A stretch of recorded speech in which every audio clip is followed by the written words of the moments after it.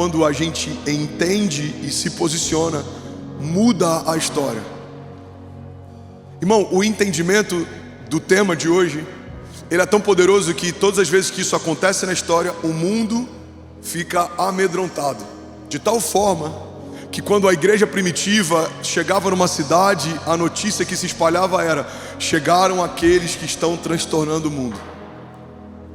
Todos os lugares, em todos os períodos, sempre houve resistência a essa realidade, porque governantes sabem, porque o mundo sabe, porque o inferno sabe, que quando essa realidade se estabelece, algo de Deus vai acontecer. Alguém está comigo? Diga amém.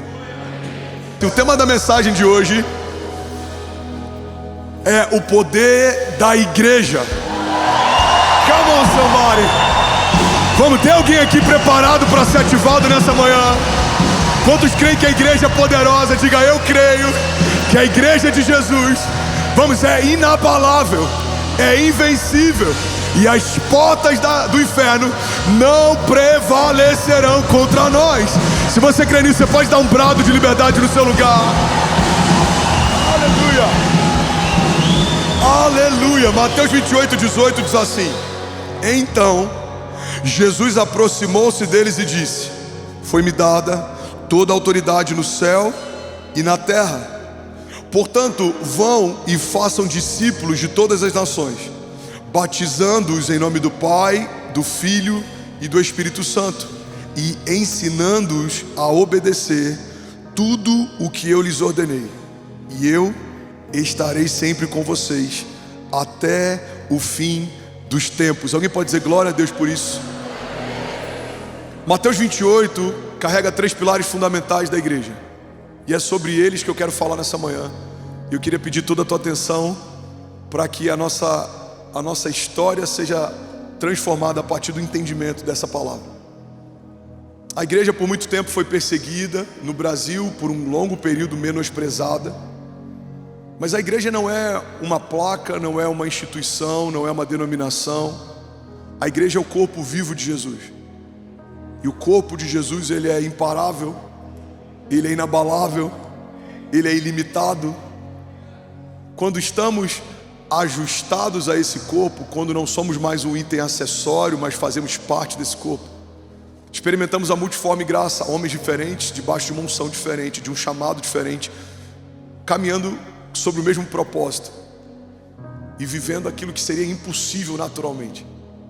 A igreja de Jesus, ela por muito tempo foi perseguida, menosprezada, porque de fato é assustador ver a força que tem a união de tantas pessoas debaixo do mesmo propósito. Nenhum governo segura, nenhum governador, nenhum rei, nenhum faraó conseguiu deter o poder da igreja. Isso não mudou, a igreja continua poderosa. O problema é que muitas vezes esquecemos o que é vocação e chamado de Deus para a igreja, e queremos entrar em assuntos e pormenores que não fomos chamados para nos envolver. Muitas vezes a igreja se tornou muito mais um lugar para discutirmos usos e costumes ou agendas próprias da nossa própria denominação, que ao invés do evangelho ser pregado, em muitos momentos da história do Brasil, a gente viu igrejas evangélicas que usaram o púlpito como palanque político, ou usaram o púlpito como plataforma para uma agenda ideológica, ou para defender doutrinas. Mas a igreja de Jesus vai muito além disso. A igreja de Jesus é o corpo vivo de Jesus, que opera milagres, sinais e maravilhas, e que se tornou, a partir do sangue do Cordeiro, inculpável e livre de qualquer acusação. Alguém comigo aqui, diga amém. E Mateus 28 fala sobre 3 pilares fundamentais, e é a partir desses 3 pilares que eu quero que a gente se mova hoje. Primeira coisa que Jesus deixa claro em Mateus 28 é que ele delegou para a igreja dele a sua autoridade. Fala comigo: Jesus delegou a autoridade.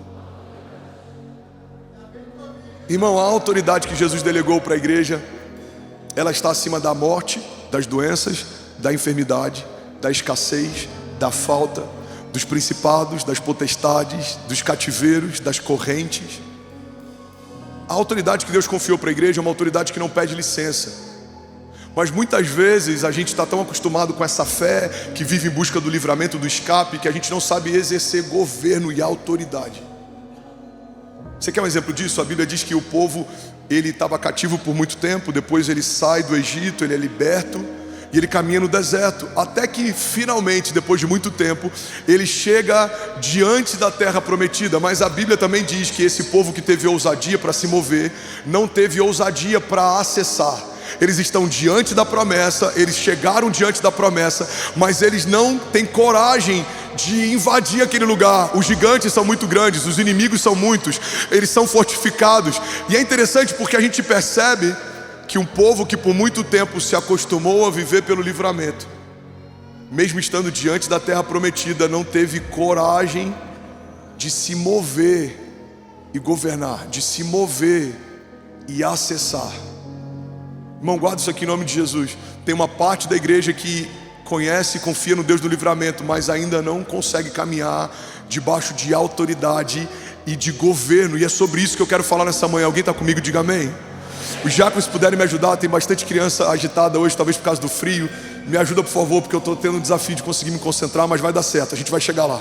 A autoridade confiada por Deus para a igreja é uma autoridade que não pede licença. E muitas vezes a gente ora quase como pedindo para que o inferno saia de lugares que a gente deveria passar por cima. Você quer um exemplo? A oração por cura. Muitas vezes a gente pede, se possível for, que essa doença cesse, quando na verdade a oração por cura, você não deve pedir por uma cura que já foi liberada em Isaías 53. Você deve cancelar um espírito de enfermidade que está tentando paralisar uma herança que já é sua. Então a cura não é Deus, se for a tua vontade, faça. Deus está dizendo, é a minha vontade, eu já fiz. O meu filho sangrou no madeiro e o sangue dele é suficiente para gerar cura sobre toda enfermidade. Isaías 53 já se cumpriu, certamente o meu filho sangrou e foi colocado sobre ele todo o juízo e toda a culpa, para que pelas pisaduras dele vocês fossem sarados. Então a vontade de Deus é vida, a vontade de Deus é cura, a vontade de Deus é liberdade, a vontade de Deus é frutificação. Essa é a vontade de Deus. Então quando oramos por cura, não pedimos licença, damos ordem em nome de Jesus, que todo espírito de enfermidade cesse, que toda palavra contrária seja quebrada, que toda arma forjada contra nós seja desfeita, elas não prosperarão. Alguém comigo diga amém. A autoridade que Deus confiou à igreja não é para pedir algo para o inferno, é para comunicar algo que já foi estabelecido nos céus. Os seus filhos são herança do Senhor. Você em Jesus é mais do que vencedor. O sangue de Jesus é suficiente. E debaixo desse entendimento caminhamos com autoridade. Ligamos e desligamos na terra coisas que serão ligadas e desligadas nos céus. Alguém está comigo? Diga amém. Lucas 4,18 diz: o Espírito do Senhor está sobre mim, porque Ele me ungiu para pregar boas novas aos pobres e me enviou para proclamar liberdade aos presos e recuperação da vista aos cegos, e para libertar os oprimidos e proclamar o ano da graça do Senhor. A gente usa esse termo poder e autoridade muitas vezes como se fossem a mesma coisa. Deus nos deu poder e autoridade, mas são coisas diferentes. Tem gente que tem poder mesmo sem ter uma autoridade estabelecida. Tem gente que tem autoridade porque tem um cargo ou ocupa um posto, mas não tem tanto poder assim para gerar mudanças. Mas a igreja de Jesus, ela recebeu poder e autoridade. Poder é o dunamis de Deus, é o poder explosivo que gera mudanças. É uma matéria nova gerada a partir da fé, é uma nova realidade que se sobrepõe a uma realidade existente. Não é um tumor deixando de ser tumor, mas é um tumor que existia sendo expelido. Não é uma notícia ruim deixando de ser ruim, mas é uma boa nova vindo sobre uma notícia antiga. Não é que aquilo que doía não vai deixar de ser dor, é Deus removendo o motivo pelo qual você sentia dor. Então o poder de Deus, esse poder explosivo, é o haja que gera luz em meio a trevas. É a palavra que traz Lázaro para fora de dentro de um cativeiro e ele sai do meio de um cenário de morte e volta a viver. O poder explosivo que gera realidades é a palavra que você libera e algo acontece porque você falou. É a palavra que você libera e algo se manifesta porque você profetizou. Agora, autoridade significa poder de mando. Autoridade significa patente. Autoridade significa a estatura com a qual você se move no reino espiritual. Autoridade significa Você orar e os demônios saberem quem você é em Jesus, porque sabem o que você carrega. Autoridade é você ligar e desligar, estabelecer, conectar, profetizar, e algo acontecer a partir disso. Sabe, uma das chaves que tem mudado a história da nossa igreja, e eu já falei sobre isso algum tempo atrás, é que tudo que um dia o nosso púlpito profetiza, tempos depois o nosso púlpito tem anunciado. E precisa ser assim na sua casa, precisa ser assim com seus filhos, precisa ser assim nos seus negócios. Você precisa exercer essa autoridade que te foi confiada. Muitas vezes usamos dessa autoridade para ligar coisas que não queríamos que acontecessem e nos assustamos quando elas acontecem. Falamos sobre cenários que não são os ideais, falamos sobre medos que a gente tem a preocupação que em algum momento ele se torne uma realidade, mas muitas vezes nós não estamos ligando o futuro, profetizando o que vai acontecer. Irmão, eu estou trazendo existência aos estádios já faz algum tempo. Não se assuste quando colocarmos o pé em um deles e a gente viver o que um dia profetizou. Estamos profetizando uma igreja que vai tocar nações, estamos profetizando um avivamento nacional, estamos profetizando o tempo inteiro através de uma fé provocativa, uma realidade desejável. Mas eu poderia usar ao mesmo tempo para profetizar o que não queremos, para declarar o que nos assusta. Mas eu aprendi que falar sobre os meus medos gasta o mesmo tempo que falar sobre os sonhos de Deus. Então, ao invés de falar do que me preocupa, eu preciso falar daquilo que pelos olhos naturais não existe, mas pela fé já aconteceu. Essa é a dinâmica da fé, uma dinâmica de antecipação. É tratar o segundo filho como realidade quando você ainda só tem o primeiro. É tratar a expansão como realidade quando você ainda está estabelecendo a primeira parte. É tratar o novo de Deus como realidade enquanto as coisas ainda não aconteceram. É tratar milagres que não são como se já fossem. É tratar uma cidade como sendo um lugar que Deus confiou enquanto você ainda não está estabelecido num bairro. Irmão, é tratar as coisas não na dimensão do que se vê, mas na dimensão do que se crê, porque aquilo que nós vemos é passageiro, é momentâneo, mas aquilo que nós cremos é eterno, é poderoso, é ilimitado, é infindável. É alguém comigo aqui nessa manhã? Então a igreja de Jesus não foi chamada para se mover de forma natural, até porque naturalmente nós somos fracos, culturalmente estamos enfraquecidos. Houve um tempo em que as maiores revoluções eram lideradas pela igreja. Houve um tempo em que as maiores catedrais e universidades e médicos, eles estavam na vanguarda como igreja. Houve um tempo em que os maiores artistas e os maiores espaços e os melhores lugares em cada cidade pertenciam à igreja. Mas, para ser muito sincero e realista, o que a gente vive no Brasil como igreja é só pela graça de Deus.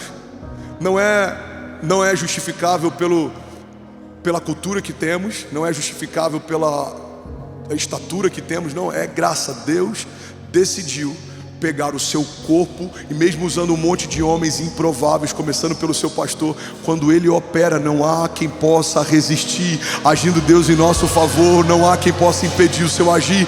Se Deus é por nós, quem será contra nós? Ele pode pegar um menino como José, que dormia na noite anterior como escravo e na noite seguinte dorme como governador. Ele pode pegar um menino como Davi, que está no momento cuidando das ovelhas do pai e anos depois está sentado no trono reinando sobre Israel. Ele pode pegar qualquer um, como me pegou, e ele pegou você. Ele pode pegar os seus filhos e caminharmos debaixo de um poder e autoridade que não é daqui, porque de fato o que Deus nos confiou não é da terra para os céus, é dos céus para a terra. Ligamos e desligamos, estabelecemos, concordamos, profetizamos, e aquilo que de forma natural era impossível de acontecer se torna inevitável. Pessoas vão dizer, não tem como acontecer. Os céus estão dizendo, já aconteceu.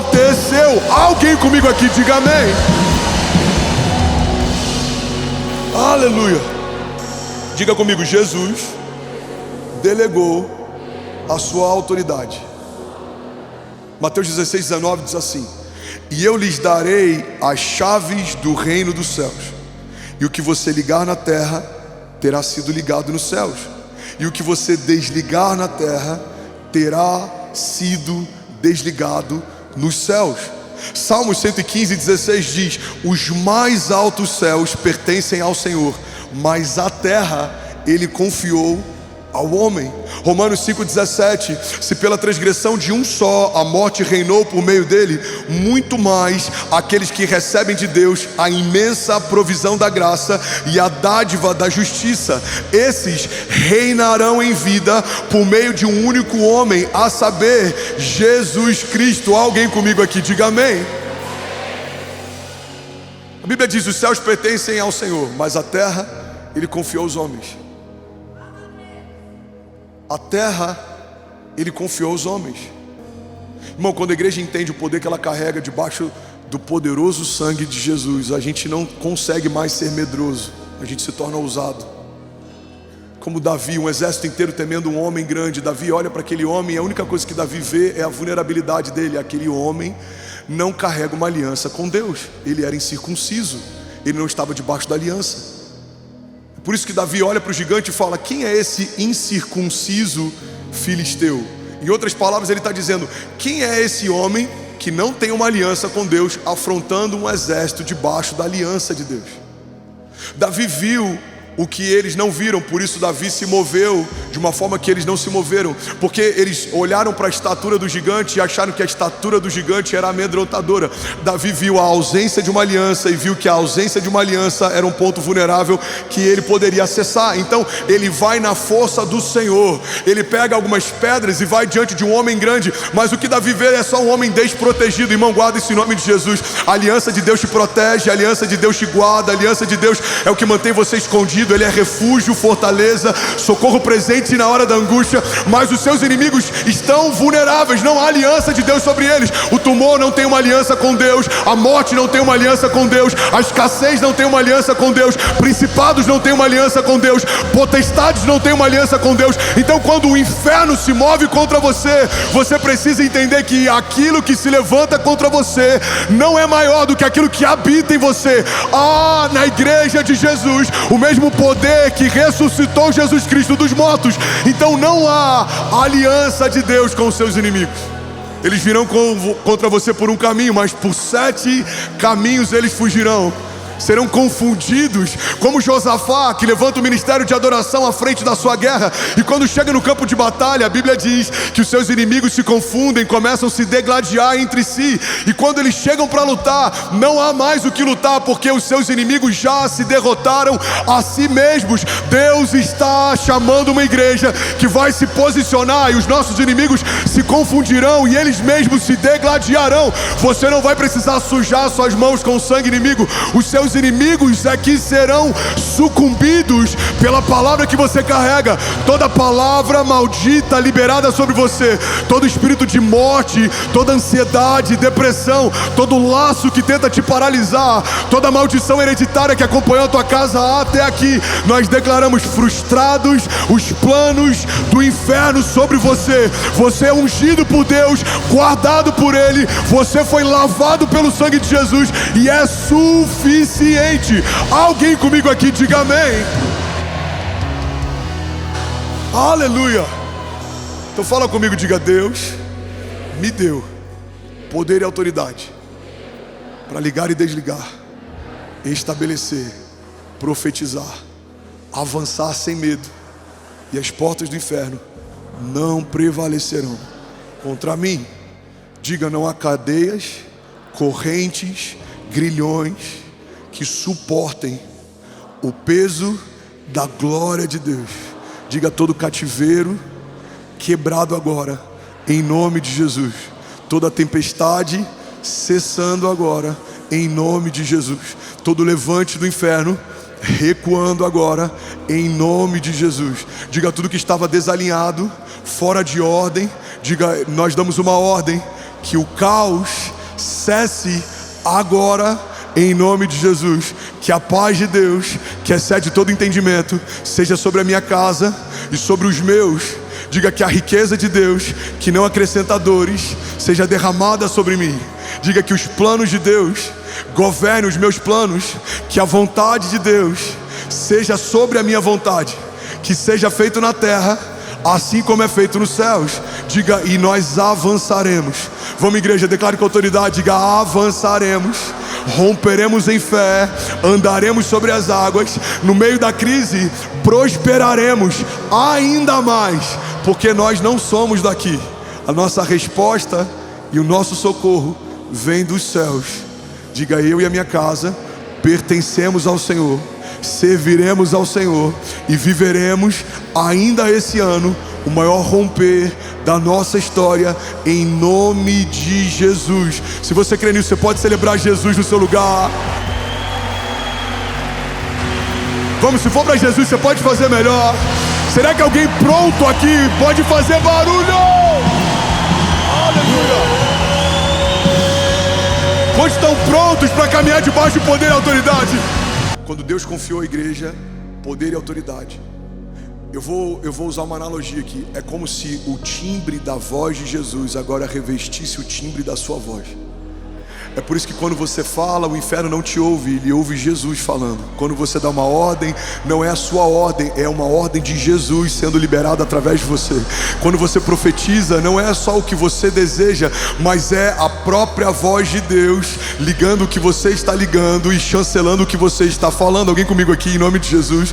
É por isso que quando você declara, profetiza, a Bíblia diz que nos foi dada a autoridade para ligar e desligar. Essa autoridade não era nossa, não poderia ser comprada, não poderia ser conquistada, mas militamos debaixo de uma procuração a partir dessa autoridade. Então, quando chegamos no reino espiritual e falamos algo, o inferno poderia até perguntar: mas quem é que está falando? Você vai pegar uma procuração que está revestida pelo timbre da própria voz de Deus, e você está dizendo: é o próprio Deus falando através de mim. Seja, haja, se abra, aconteça, recue, cesse agora, em nome de Jesus. Alguém comigo aqui, diga amém.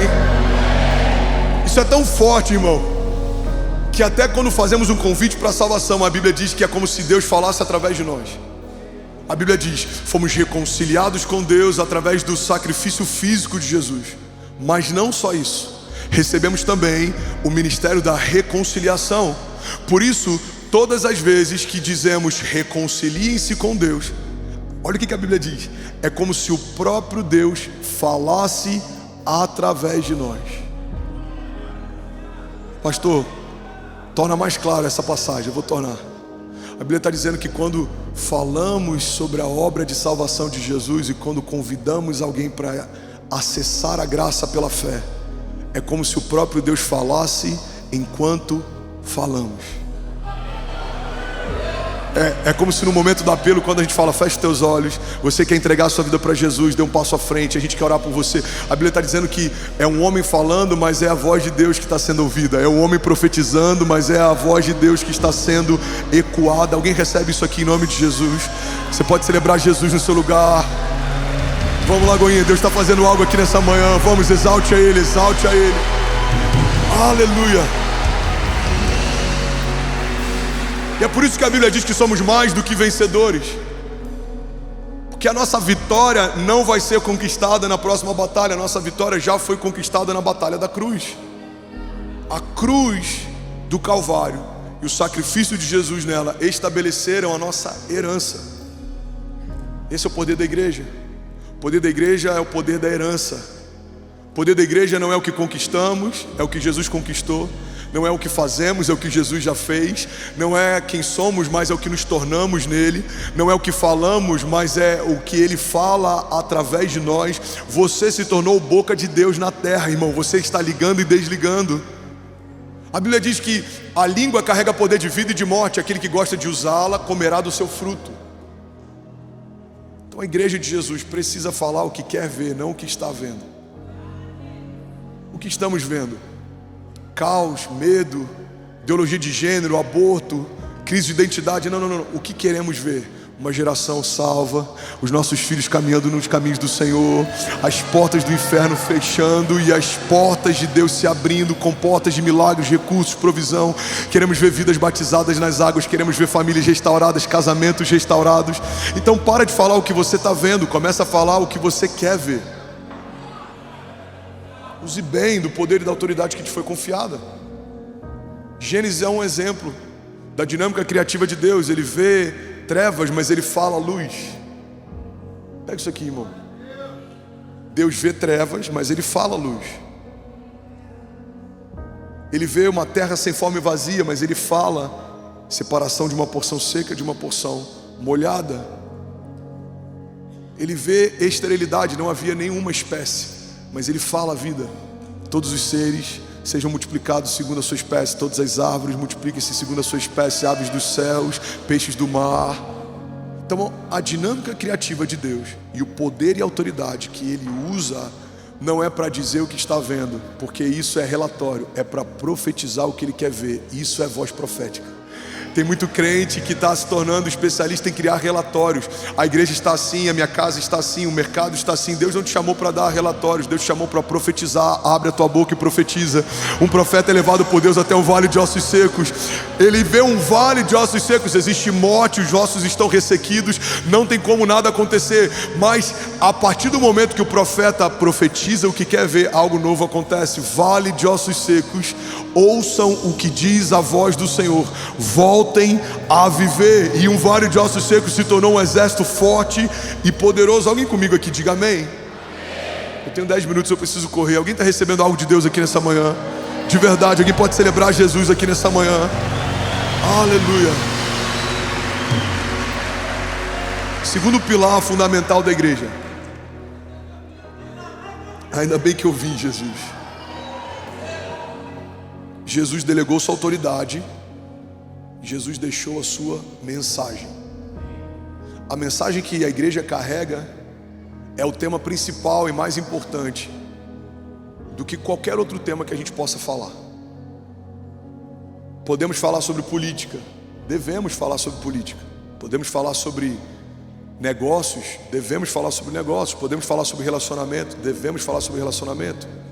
Porque a igreja toca toda a criatura, e a nossa dinâmica de vida prática, ela tem todas as orientações de conduta, de pensamento, de caráter, de conjunto de ideias, tudo isso foi estabelecido pela palavra.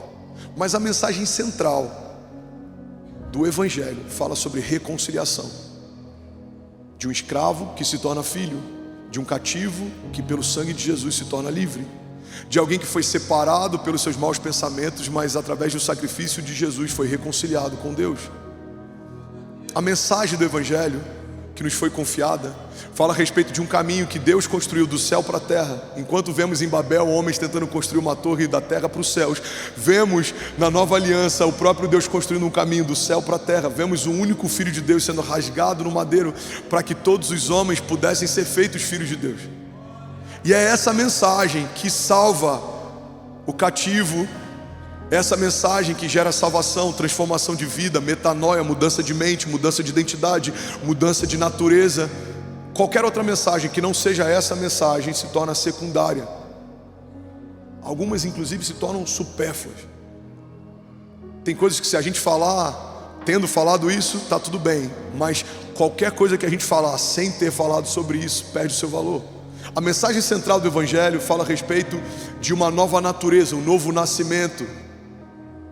E quando falamos do poder da igreja, a gente precisa entender que o poder da igreja não está em animar pessoas, não está em ajudar pessoas, embora tudo isso seja bom. Pessoas recebem um bom ânimo quando ouvem uma palavra de fé, pessoas recebem ajuda através de projetos de justiça social, mas a igreja não se resume à caridade, a igreja não se resume a um lugar onde somos renovados para viver mais uma semana. A igreja é um centro de liberação de destinos, é um lugar onde alguém que estava fadado a uma morte eterna recebe de Deus o acesso à vida eterna. A igreja é um lugar tão poderoso e o púlpito é um lugar tão importante que todas as vezes que o evangelho é pregado só tem dois caminhos: ou vai gerar juízo para quem ouviu e não creu, ou vai gerar salvação para quem creu e se arrependeu. A igreja de Jesus recebeu do próprio Deus uma mensagem. Você está comigo? Diga amém. A mensagem do Evangelho poderia se resumir em João 3,16. Porque Deus amou o mundo de tal maneira que entregou o seu único Filho, para que todo aquele que nele crê não pereça, mas tenha vida eterna. Eu gosto de usar na versão Incendiários, eu sempre brinco com essa versão, para simplificar o entendimento de João 3,16. A Bíblia diz mais ou menos assim: Deus amou você de tal maneira que Ele aceitou a ideia de abrir mão de Jesus por um tempo, mas não aceitou a ideia de abrir mão de você para sempre. Ele poderia ter resetado a criação e feito de novo, como ele fez no dilúvio. No dilúvio ele poupa uma família e recomeça todas as outras. Ele poderia ter abortado o projeto, como eu e você já fizemos tantas vezes, com um relacionamento que é desgastante, ou com uma empresa que dá muito trabalho, ou com uma igreja que a gente não concorda com algumas coisas, ou com algo que pra gente custa, a gente fala, quer saber, eu não preciso disso. Quantos aqui já usaram essa frase em algum momento? Eu não preciso passar por isso. Agora imagina o Deus Criador, que acabou de criar algo, que acabou de cair. Ele estabelece dois homens, homem e mulher, dois seres, e acabaram de cair no jardim. Deus poderia ter falado, tá bom, vamos lá, de novo. E se caísse de novo, vamos lá, mais uma vez, de novo. Mas não é isso que a história diz. A história diz que antes da fundação do mundo ele já havia preparado o cordeiro. Antes do homem pecar, ele já havia preparado o escape. Antes de nos afastarmos, ele já havia preparado um plano de reconciliação. Antes de nos perdermos, ele já havia preparado um projeto para nos encontrar. E essa mensagem, que ela atravessa gerações, é por essa mensagem que os heróis da fé aguardavam o cumprimento dela. Hebreus 11 diz, todos esses heróis da fé aguardaram o cumprimento da promessa, mas morreram sem vê-la se cumprir. A gente lê Hebreus 11 e a gente fala, não faz sentido, se os heróis da fé não viram o cumprimento das promessas, como que eu vou ver os cumprimentos das minhas promessas? Mas as promessas que os heróis da fé não viram se cumprir não eram promessas pessoais, era uma promessa que eles aguardavam, que em algum momento Deus enviaria o seu filho e o verbo seria encarnado e o filho de Deus sangraria no madeiro, porque maldito é todo aquele colocado sobre o madeiro, e então haveria salvação por meio de uma reconciliação estabelecida a partir de uma nova aliança. Irmão, o que Abraão não viu, o que Moisés não viveu, o que Davi não viveu, nós nascemos num tempo em que já se cumpriu. O Filho de Deus já veio, o Messias já foi entregue, ele foi morto e ao terceiro dia ele ressuscitou. Estamos debaixo de uma aliança que não vai se cumprir, ela já se cumpriu. Aquilo que o profeta Joel havia declarado, derramarei o meu espírito sobre toda a carne, os vossos velhos terão sonhos, os vossos jovens terão visões, os vossos filhos e as vossas filhas profetizarão. Já se cumpriu em Atos 2, os céus se abriram, estavam todos reunidos em um só lugar, até que veio sobre eles revestimento de poder, e a igreja de Jesus foi revestida de poder e autoridade. Nós nascemos de novo em Cristo Jesus. Há alguém comigo aqui? Diga amém. E essa é a mensagem.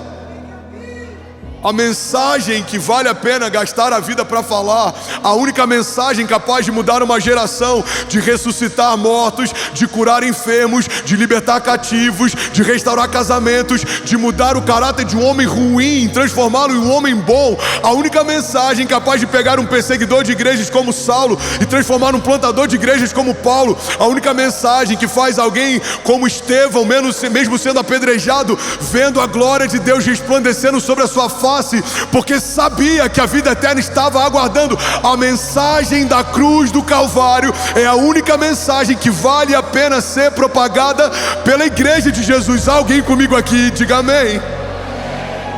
Então fala comigo. Jesus entregou para a igreja a autoridade e Ele nos confiou a sua mensagem.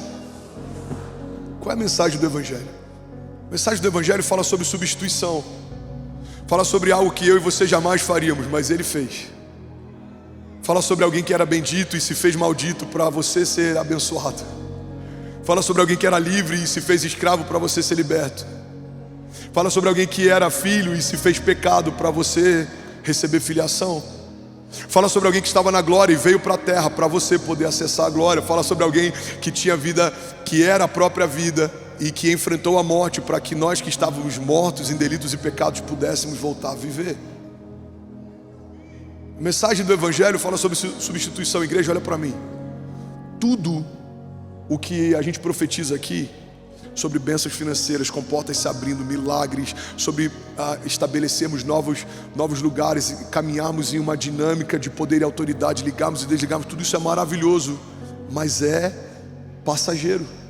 Um dia fecharemos os nossos olhos pela última vez, e é aí que começa o acesso à eternidade.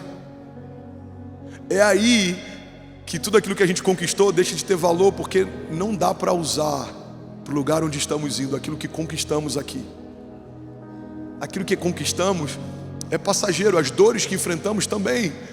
A Bíblia diz: todo o nosso sofrimento leve e momentâneo está acrescentando, gerando em nós uma glória eterna que pesa mais do que todas elas. A dor vai passar, o choro vai passar, o luto vai passar, a perda vai passar, o medo vai passar, a ansiedade vai passar. Essas realidades não estavam no jardim antes da queda. Não havia medo, porque a criação não conhecia o inimigo. Não havia morte, porque fomos feitos como Deus. Só depois da queda que o nosso tempo foi limitado a 120 anos. Não havia dores de parto. A gestação se torna um sacrifício depois da queda. Antes era só um deleite. Não havia calendário, o tempo não era limitado.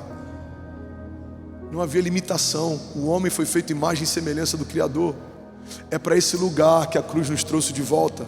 A cruz nos trouxe de volta para um lugar como se o pecado nunca tivesse existido. A cruz restaurou em nós a imagem e semelhança do Criador. Os céus olham para alguém que foi lavado pelo sangue de Jesus e veem o próprio Cristo nele. Não é mais você que é visto, é Cristo em você. Não é mais sobre o que você quer viver, é sobre o que Deus quer fazer em você. Não sou mais eu quem vivo, mas Cristo vive em mim. Alguém comigo aqui em nome de Jesus, diga amém. Alguém que pode celebrar Jesus aqui nessa manhã. Vamos, alguém aqui que ama a mensagem da cruz, alguém aqui que é apaixonado por essa palavra. Somos mais de 22 mil famílias conectadas. Você pode celebrar Jesus. São mais de 11 nações online com a gente agora. Romanos 8:1 diz assim: portanto, agora já não há condenação para os que estão em Cristo Jesus, porque por meio de Jesus a lei do Espírito de vida me libertou da lei do pecado e da morte. Irmão, guarda isso aqui em nome de Jesus. Quando éramos escravos do pecado, estávamos livres da lei. Não precisávamos cumprir a lei. Mas agora que fomos reconciliados, estamos livres do pecado e somos escravos de Deus. Ou seja, você está vinculado com Deus de tal forma que não há mais separação. Você foi comprado. A Bíblia diz que Jesus comprou com seu próprio sangue para o seu Pai homens de todos os povos, de todas as línguas e de todas as nações. Nós fomos reconciliados com Deus, não há separação. Por isso que João 15 fala sobre algo tão poderoso. João 15 diz: se vocês permanecerem em mim, as minhas palavras permanecerem em vocês, me pedirão o que quiserem e lhes será concedido. João 15 está dizendo que se a gente estiver tão conectado com Deus a ponto das palavras dele serem tudo em nós e nós estivermos completamente nele, tudo que você vai desejar pedir já é o que Deus quer te dar. A tua agenda se tornou a agenda de Deus, a tua vontade é a vontade de Deus, os teus sonhos se tornaram os sonhos de Deus. Então tudo que você vai viver, Deus já preparou para você. O salmista diz: todos os meus dias foram escritos pelo Senhor no seu livro, antes de qualquer um deles existir. Irmão, você pode caminhar sozinho, fazendo a sua própria história, ou você pode caminhar com Deus, vivendo uma história que já foi escrita por Deus. Aquilo que os seus olhos não viram, aquilo que os seus ouvidos não ouviram, aquilo que não penetrou no teu coração, é isso que Deus tem preparado para aqueles que o amam e caminham debaixo do seu propósito. Então a mensagem que foi confiada à igreja é: arrependam-se e esqueçam as coisas que ficaram para trás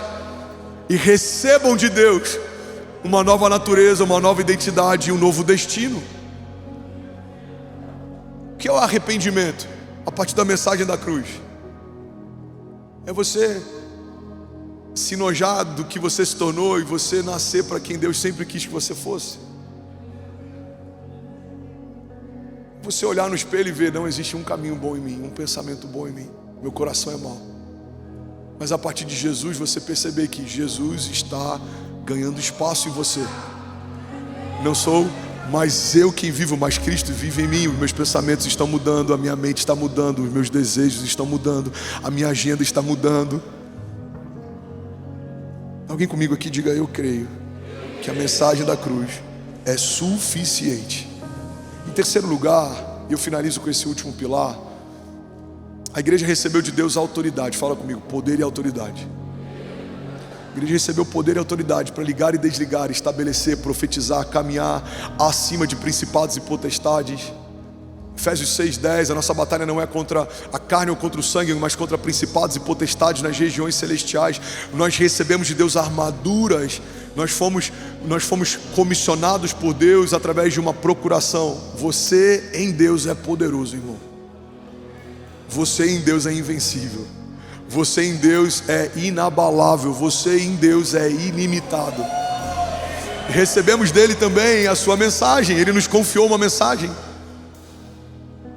E esse é o chamado universal de todo aquele que foi salvo. Ide por todo mundo, pregue o evangelho, façam discípulos, batizem em meu nome. E o terceiro pilar fundamental da igreja, e glória a Deus por isso, é que ele nos prometeu a sua companhia. Alguém pode dizer glória a Deus por isso?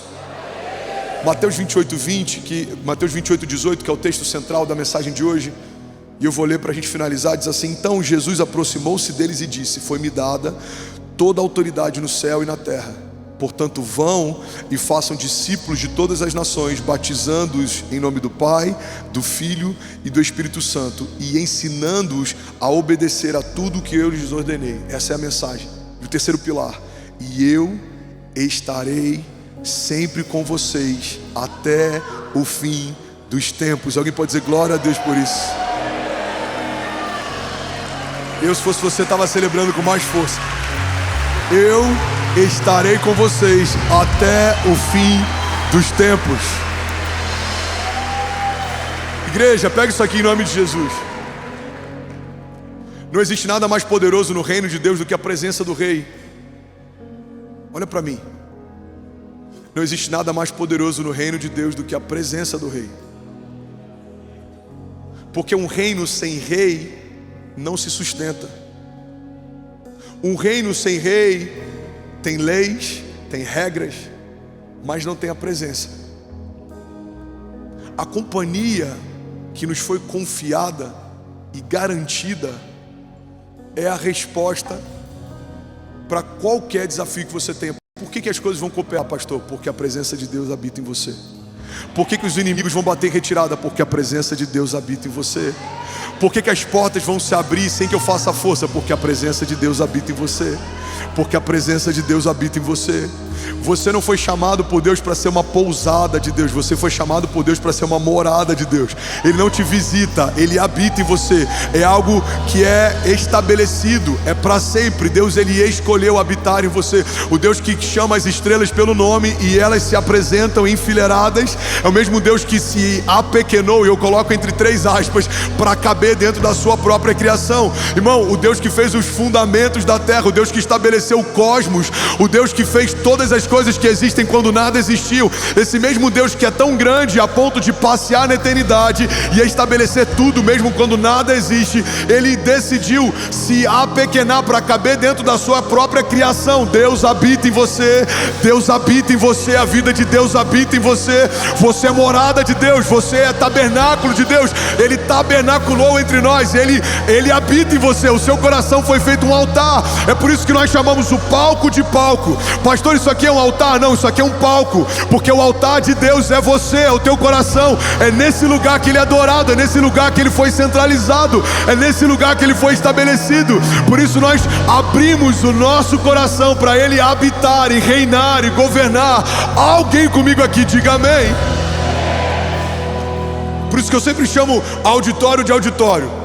Pastor, lá no templo 3, lá no santuário. Não, santuário somos nós. Não, o templo é você, a habitação de Deus é você. Isso é só auditório. Você pode pintar o auditório, você pode modificar o auditório, você pode usar para outro fim o auditório, mas você não, você é uso exclusivo de Deus. Não há outro fim de uso em você.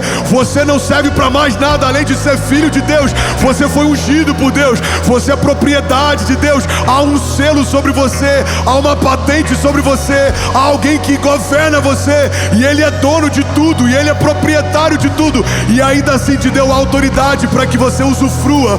Você foi feito herdeiro de Deus, co-herdeiro em Cristo Jesus. Então Ele é ciumento, Ele não abre mão de você, Ele não negocia você, Ele não empresta você, Ele não aluga você. Auditórios são alugados, cedidos, emprestados. Você não. Deus não abre mão de você. Alguém comigo aqui em nome de Jesus? Aleluia, aleluia. O que sustenta você de pé é a presença que habita em você. O que afugenta os seus inimigos é a presença que habita em você. O que garante o teu futuro é a presença que habita em você. A presença Muda o ambiente, você entra no ambiente e as pessoas falam, cara, tá diferente. Quantas vezes já ouvi pessoas falando, pastor, você sobe, quando você começa a falar, eu sinto o ambiente mudando. A presença, eu sem a presença, você não consegue ouvir 3 minutos. Com a presença tem gente que ouviria mais de 1 hora.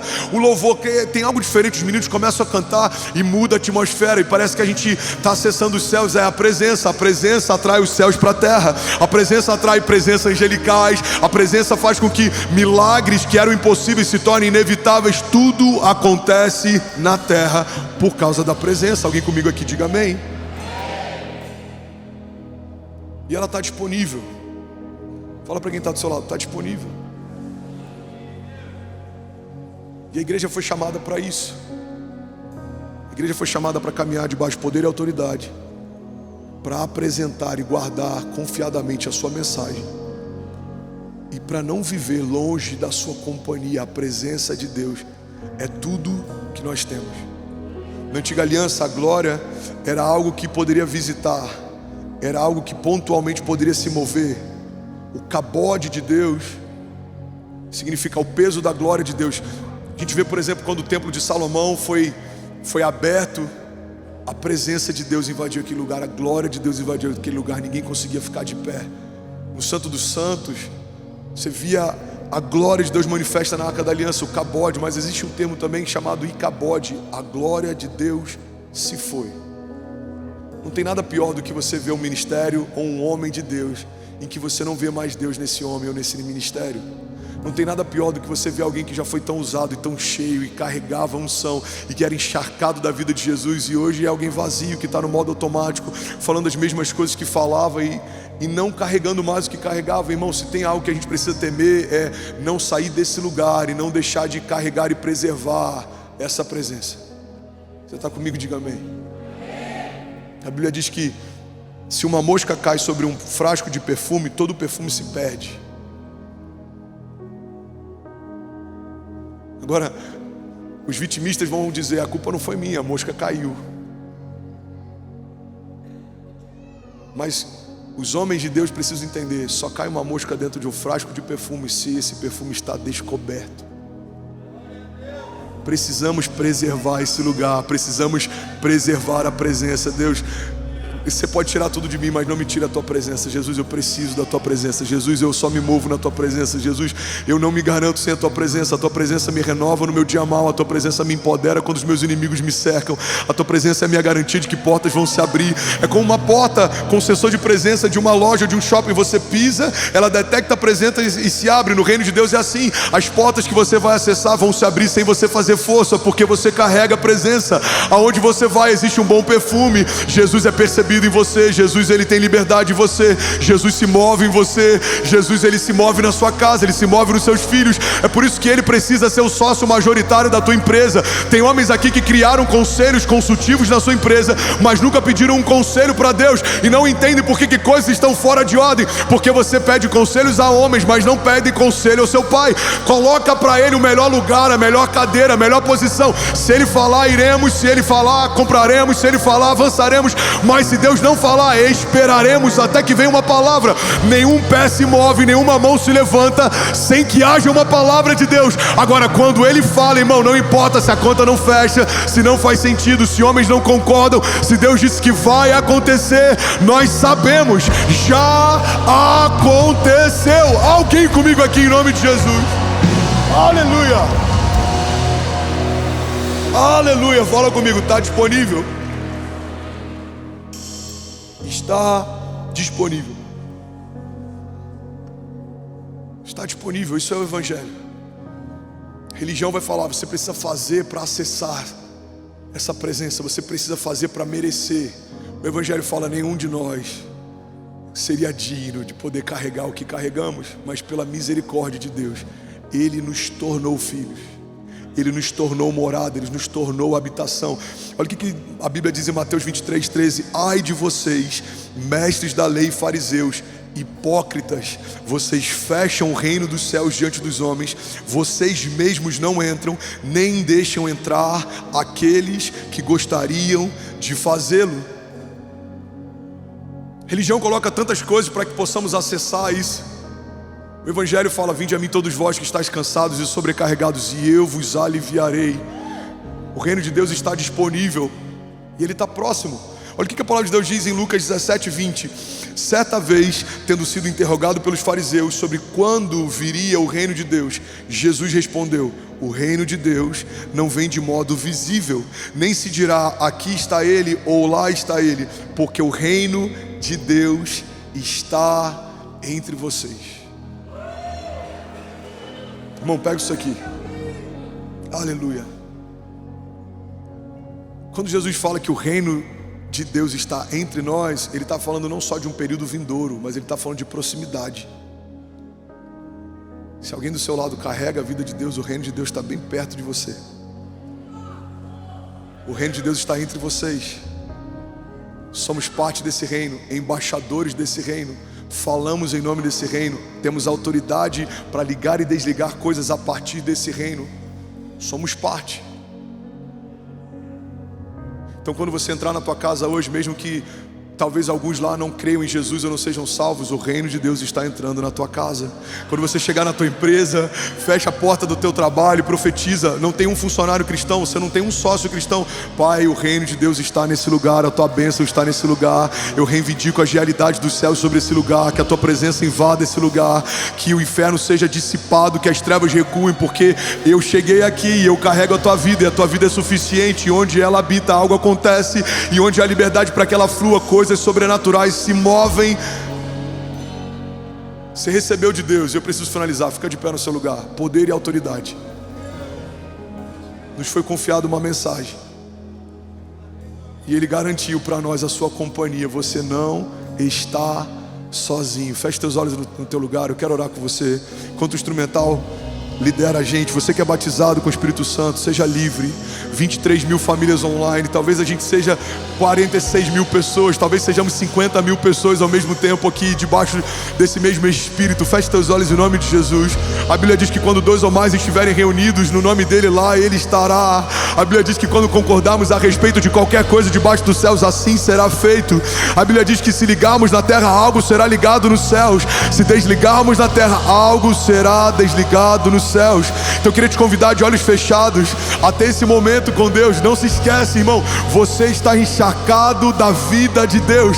Você foi feito casa de Deus. Você é morada dele. Ele habita em você, Ele se move em você. E se você der liberdade, Ele vai fazer coisas que você ainda não viu fazer. Ele quer gerar em você coisas que você ainda não viu gerar. Ele quer remover cada vez mais a aparência que você tem de você e gerar cada vez mais a aparência dele em você, até que não dê mais para diferenciar quando é Ele e quando é você. Você falando vai ser o próprio Deus falando. Você sonhando vai ser o próprio sonho de Deus se movendo. Você vai caminhar debaixo da vontade dEle. Você vai caminhar debaixo da agenda dEle. Você vai se mover debaixo do tempo dEle. E agindo Deus em nosso favor, quem impedirá o seu agir? Salmos 91:9 diz: se você fizer do Altíssimo o seu refúgio, nenhum mal atingirá e desgraça alguma chegará à sua casa. Salmos 18:28 diz: tu, Senhor, mantém acesa a minha lâmpada, e o meu Deus transforma em luz as minhas trevas. Salmos 3:3 diz: mas tu, Senhor, és o escudo que me protege, és a minha glória e me faz andar de cabeça erguida. Feche teus olhos em nome de Jesus. Pai, nós declaramos liberdade para o teu fluir nessa manhã. Nós declaramos liberdade para o teu mover nessa manhã. Remove, Jesus, toda a cadeia, remove todo o sofisma, remove toda a mentira que nos impede de nos movermos, de nos lançarmos, de confiarmos mais. Jesus, nós declaramos como um batismo nessa manhã acontecendo sobre cada um de nós. Remove tudo que nos impedia de crer, de nos mover, de confiar. Jesus, remove toda a cadeia e toda a corrente, remove todo o grilhão, remove toda a mentira, todo o trauma. Nós declaramos em nome de Jesus. E aí, tudo bom? Você acabou de assistir uma mensagem aqui do nosso canal. Eu tenho certeza que ela te edificou e que ela vai gerar algo novo em você. E a gente separou mais 2 vídeos. Eu quero deixar essas indicações aqui para você continuar queimando com Jesus. E eu quero muito te fazer um pedido também. Se essa mensagem te edificou, comenta aqui embaixo, segue o canal, me ajuda a compartilhar para que mais pessoas sejam tocadas também. Deus te abençoe.